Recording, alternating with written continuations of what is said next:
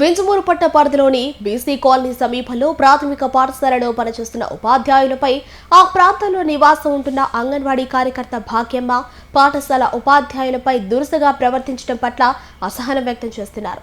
నాడు నేడు పథకం కింద ఏర్పాటు చేసిన మినరల్ వాటర్ ప్లాంట్ మరమ్మతులకు గురై పక్కన వాటర్ ప్లాంట్ నుండి పిల్లలకు నీరు అందిస్తున్నామని ఉపాధ్యాయులు తెలపగా అక్కడి నుండి ఎందుకు తీసుకొస్తున్నారు, వాటర్ ప్లాంట్ రిపేర్ ఎందుకు చేయించలేదని ఉపాధ్యాయులపై ఆమె దురుసుగా మాట్లాడుతూ భయానక వాతావరణం సృష్టించిందని ఉపాధ్యాయులు ఆందోళన చెందారు.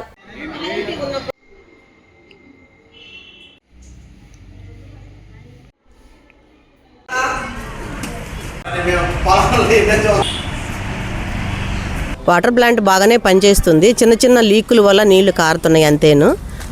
వారంటీ ఉంది కాబట్టి మెకానిక్ కోసం ఎదురు చూస్తున్నాము. ప్రాబ్లం ఏం లేదు. సమస్య రీఓపెనింగ్ నుంచే ఉంది. స్కూల్ రీఓపెనింగ్ మాత్రమే ఉంది, రన్నింగ్లోనే ఉంది. లీకుల వల్ల మేమిది లీకులు ఉన్నప్పుడు కూడా వాడుతున్నాము, కానీ ఇంకా కొంచెం లీకులు లేకుండా ఉంటే రూమ్ అంతా క్లీన్గా ఉంటుందని మా ఉద్దేశము. అది మేము ఎంఈఓ గారి దృష్టికి కూడా తీసుకెళ్ళాము. వాళ్ళు కూడా వచ్చి పరిశీలించి అది చిన్న చిన్నవేను, ఏం పర్వాలేదు, కొంచెం టేప్ వేసుకుంటే సరిపోద్దని చెప్పడం జరిగింది.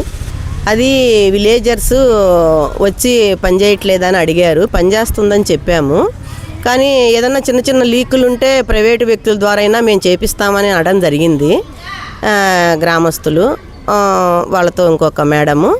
కానీ అవసరం లేదు, అది చిన్నయే కాబట్టి ఆ ప్రాబ్లం సాల్వ్ అవుతుందని మాకు పరిశీలనలో ఎంఈఓ గారు వచ్చి చూసి చెప్పడం జరిగింది. అదే ఒక అంగన్వాడీ టీచర్ వచ్చి అడిగారు ఎందుకు మీరు అని, కానీ బాగానే ఉందమ్మా, ఏమి ఇబ్బంది లేదని చెప్పాము.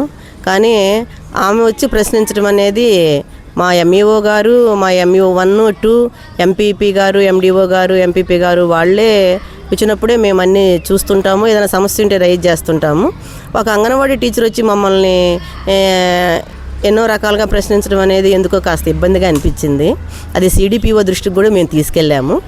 అది వారికి సిడిపిఓ వారి దృష్టికి తీసుకెళ్ళాం కాబట్టి తీసుకెళ్ళడం సబబు అనిపించింది నాకు.